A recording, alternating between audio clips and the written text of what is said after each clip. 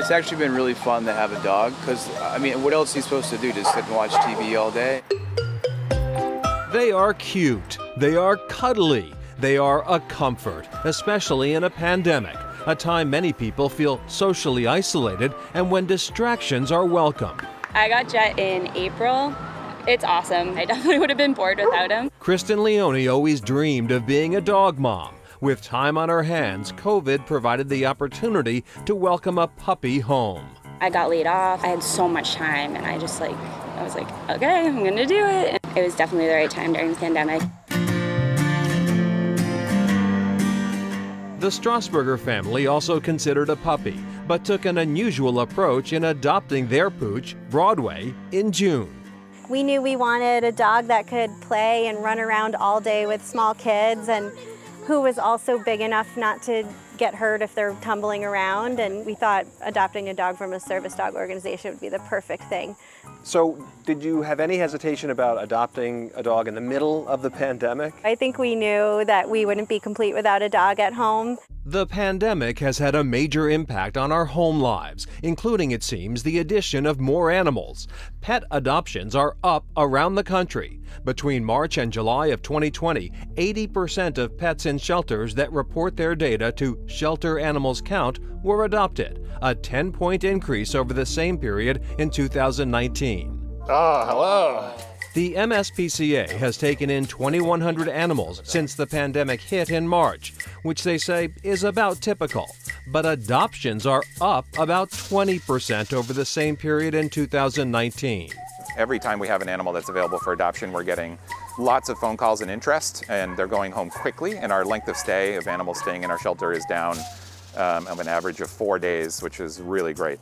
Mike Kiley is Director of Adoption Centers and Programs for MSPCA Angel. We were seeing a lot of people motivated to take an animal on. Some people are working from home, and it gives an opportunity for them to introduce an animal into their home a little bit better than it would be if they were working. Because of COVID, the MSPCA changed adoption procedures. We pivoted quickly on that and started doing Facebook Live tours of our shelters with staff, and I think built that opportunity for people to connect with an animal and then be motivated to adopt them. Dogs are in demand, but so are other furry friends. I feel like rabbits don't get enough credit because most people know them from being in small cages, which they don't get to show their personalities off, but they can have as much personality as a dog or cat, come when they're called, they can be trained. They sit with you on the couch and watch TV, and they can be box trained. Kylie says cats make perfect COVID companions and are looking for forever homes. People kind of have this impression that cats are super independent and dogs are really the ones that get attached to you, but check this guy out. He's more affectionate than any dog I've ever met. His name is Nazar. He's 14 years young, neutered male, and he's just purring up a storm. This is the type of cat that wants to be in a home, not in a shelter, so hi, buddy. And he doesn't even care that we're wearing masks and look a little bit weird right now.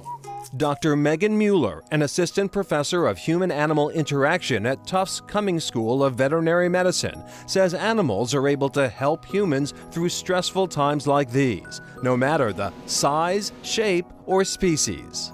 A lot of what we know about the science of pet ownership from before the pandemic is that people really turn to their pets as a source of emotional support, particularly when they're feeling stressed and as a sort of non-judgmental companion. And so I think that during the pandemic, we're not only experiencing a lot of stress, but we're also isolated from other people who might be our emotional support. And so that's why pets are so important.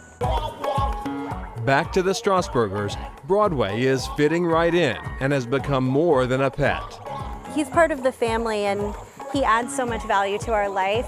A match made in heaven for us. He's such a good boy. Back to the MSPCA. Since the pandemic hit in March, they have placed more than 2,800 pets into homes. And at this time of food insecurity for many people and pets, they've distributed more than 800,000 pet meals. Saturday, they'll hold their first ever drive-through pet food pantry to distribute pet meals to people who need them. We'll have a link to information on our website. Coming up, advice from experts on pet behavior.